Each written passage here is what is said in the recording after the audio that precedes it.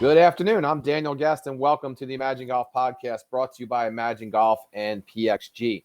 You can go to our site, ImagenGolf.com, and see all of our offerings, including our free drills, our practice plans, our golf ebooks and videos, or to book a lesson with me, either at our state-of-the-art studio in Philadelphia or with our new partner, Golf Live, and take a virtual lesson. You can sign up for our free tips and videos that go out every week, once a week, I should say, every week, by just dropping us your email. Well, welcome back.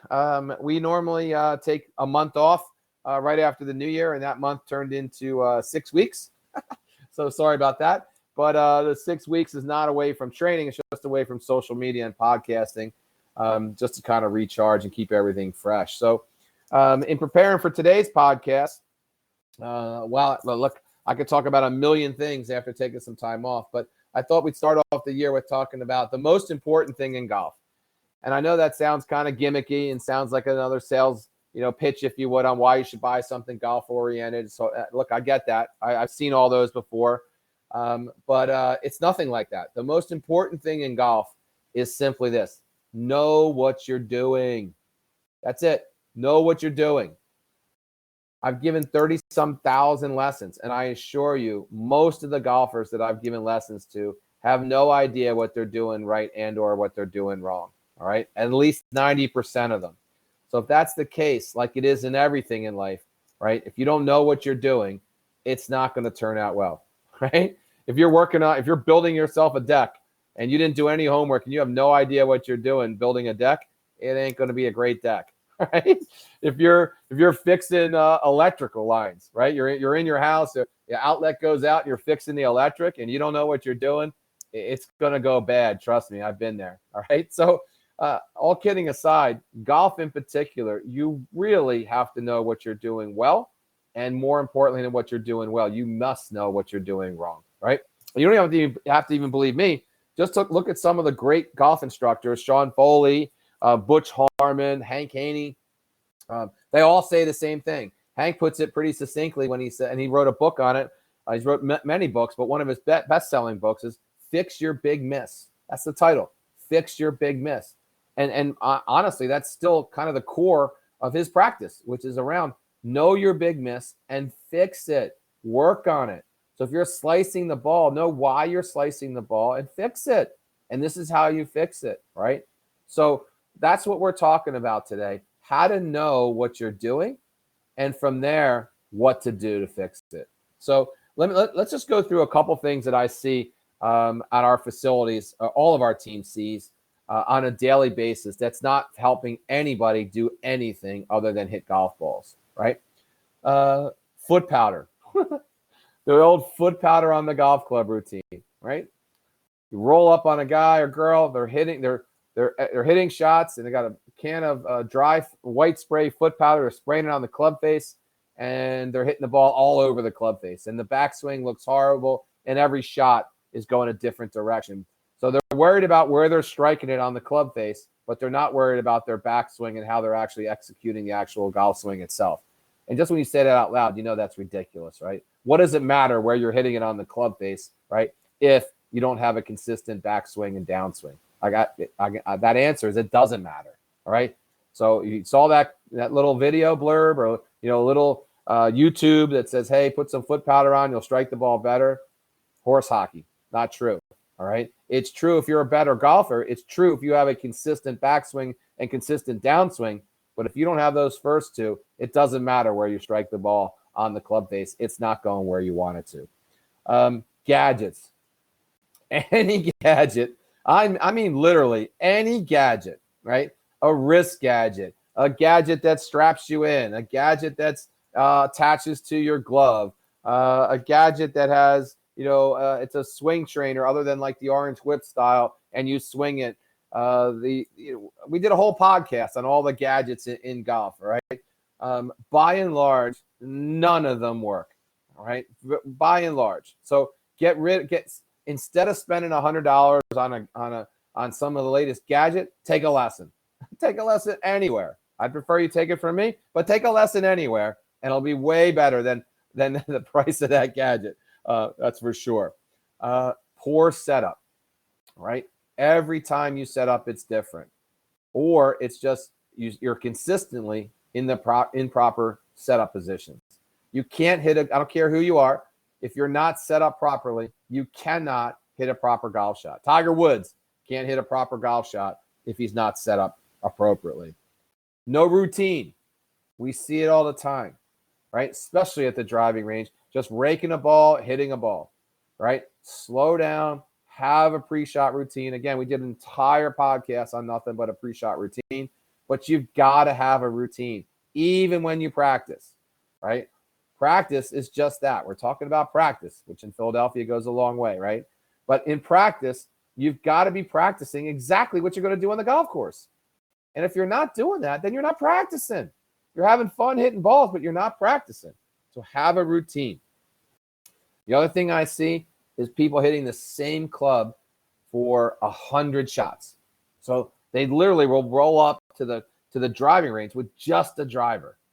When you just think about that and say that out loud, what on earth are you thinking, right? You don't do that in a golf match, right? You don't do that over 4 days, right? When in a golf tournament, why in the world would you hit 100 balls with your driver?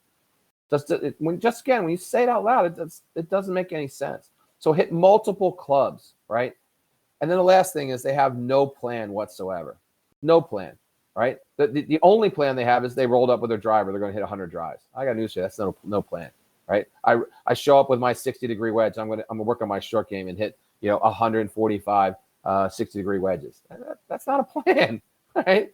All right. So you got to have a plan. All right. So all those negative things or all those things that I see that go wrong. All right. What should you check first and foremost, right, before you even start working on something or working on your game?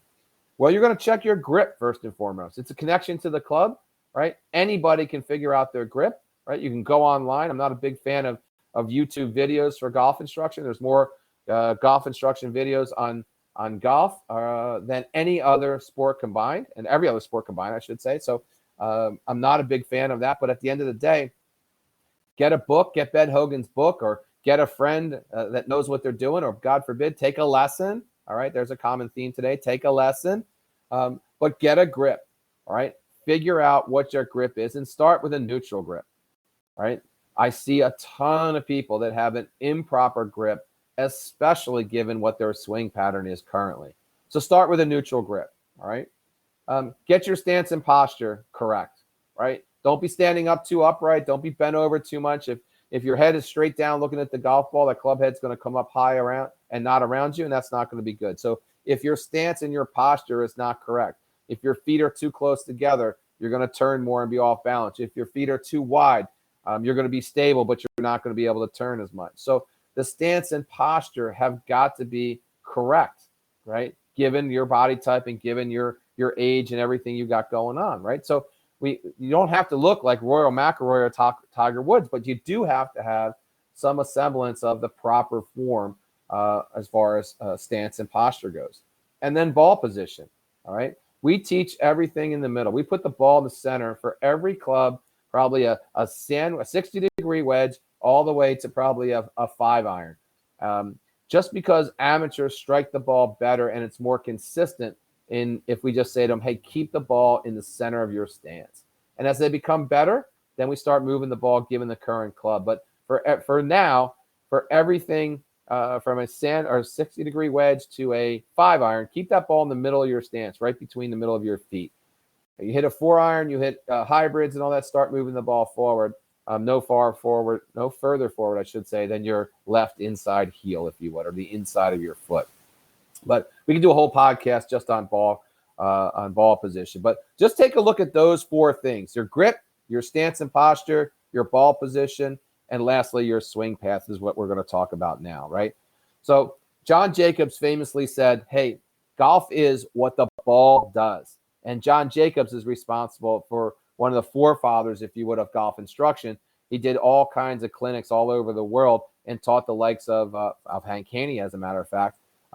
So definitely thought of as one of the best instructors on the planet back in his day and still today. But golf is what the ball does, meaning if the ball goes to the right, you're doing something to influence the club face and the club swing path, is doing something to influence that ball to the right, right? Ball doesn't wake up today and say, hey, I'm going to mess with Daniel today. Everything's going to the right. It doesn't work that way, all right? So at the end of the day, if we can figure out just that, golf is what the ball does, then we can start to diagnose what's going wrong, right?